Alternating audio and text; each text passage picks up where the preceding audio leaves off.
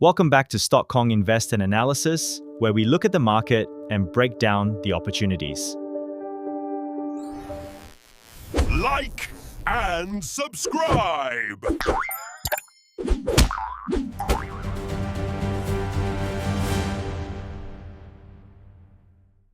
Dollar index hits 4-year low, and traditional wisdom can mislead this time. This article was written by Envision Research. Summary: the US dollar index DXY is at a 4-year low, making it timely to examine the traditional view that a weaker dollar benefits US equities. The cause of the weakening matters as much as, or even more than, the weakening itself in my experiences. This current DXY decline is driven by structural concerns over dollar debasement and reserve status loss, not just cyclical factors. These concerns can cause capital outflows from major U.S. equity and also trigger valuation reassessment.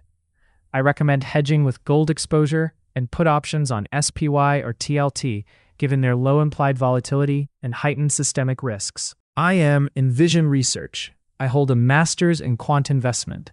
I lead the investing group Envision Early Retirement, where we offer proven solutions to generate both high income and high growth with isolated risks. A macroeconomic development I have been monitoring lately is the weakening of the dollar index, the DXY index, as shown in the next chart.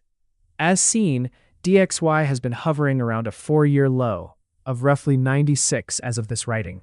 Traditional investment wisdom posits that a weaker US dollar serves as a tailwind for equity markets. The wisdom certainly has its merits and also finds a good amount of support from historical data, and I will recap the gist in a minute.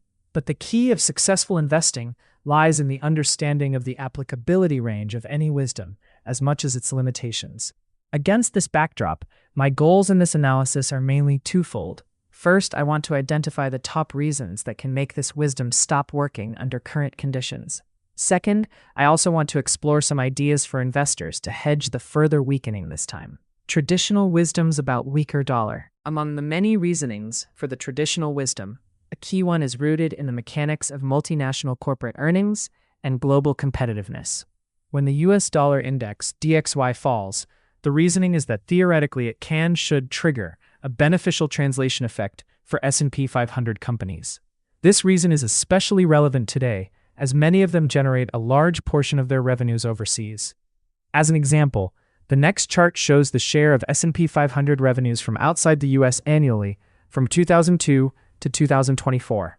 The data is provided by Apollo Academy.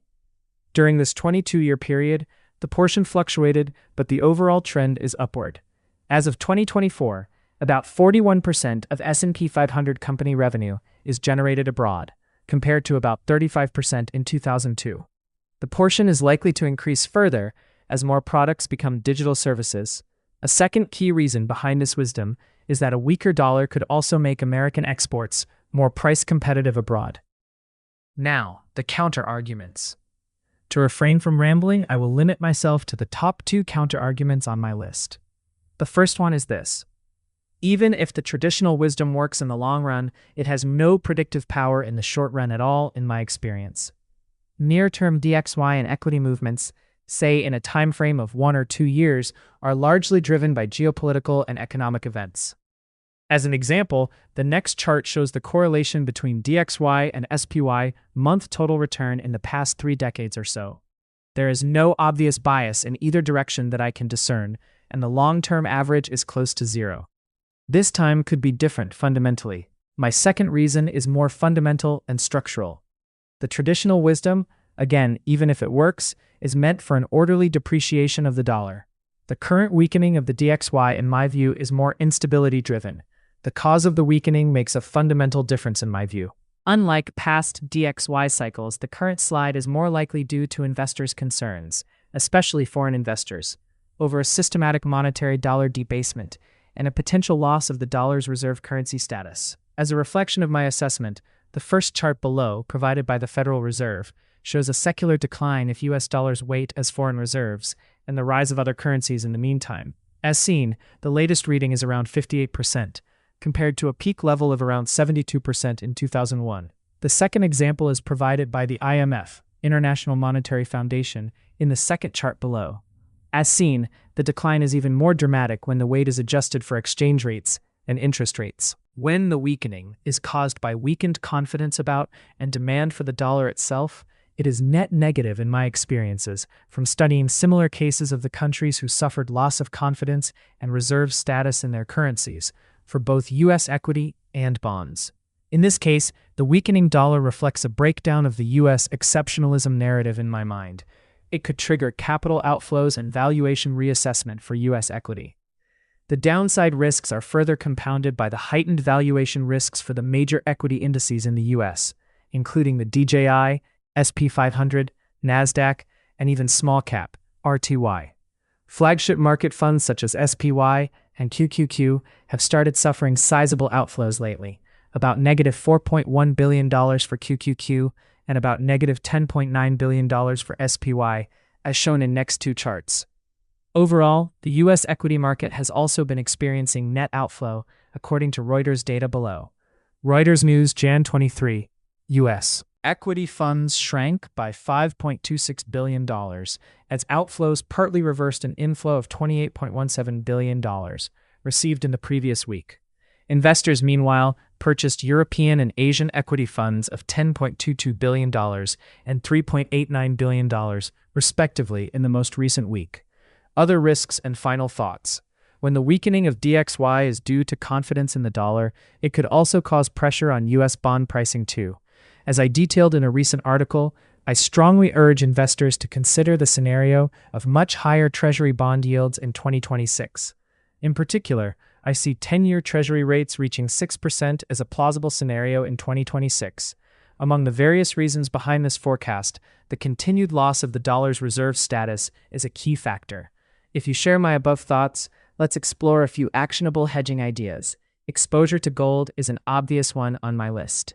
Unlike the correlation or the lack of between DXY and SPY in the near term, the historical relationship between DXY and GLD has an obvious skewness both in the long and also short term, as shown in the next chart. As seen, these two assets move in opposite directions most of the time, with a negative correlation coefficient that has historically averaged between negative 0.42. The correlation remained close to negative 0.90 for an extended period of time. As long as gold is priced in dollars, I don't see this changing in the foreseeable future. I expect such a strong negative correlation to remain. As a second idea, investors could also consider the use of put options, either on equity funds such as SPY or bond funds such as TLT. Currently, the implied volatility IV in both funds is unusually low by historical standards in the options market. The IV underestimates the true risks in my view, given my above analysis and the many geopolitical conflicts ongoing, creating an asymmetric return risk profile for option buyers. To conclude, this analysis examines the traditional wisdom on the relationship between a weaker dollar and equity returns. My goal is to A, argue why the traditional wisdom can stop working under current conditions, and B, explore some actionable ideas for investors to hedge this scenario. In a nutshell, the gist of my argument is that the cause of the weakening matters as much as, or even more so, than the weakening itself. I see this round of weakening as being caused by a set of fundamentally different forces than in DXY's previous cycles. As such, I urge investors to not apply the wisdom in their investment decisions this round. This article was written. Hey viewers, like and subscribe to our channel. We'll keep bringing you more insightful stock analysis. It's going to be wild.